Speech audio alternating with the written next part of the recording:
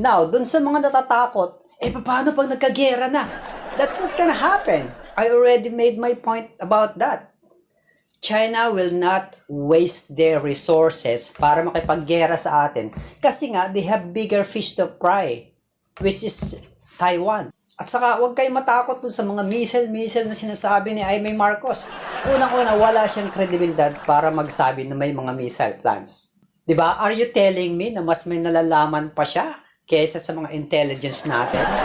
Saka sabi ko nga, andito na nga ang US troops. And they're not stupid. You have no idea how the US troops reacts pag may namatay na isang sundalo. As a Filipino-American, I'm telling you, they will respond with full force. While tayo, mayroon tayong sariling diskarte kung paano natin pakitunguhan ng China, sila, pag tungtong pa lang nila dito, nakamonitor na ang lahat ng galaw ng China. They have all the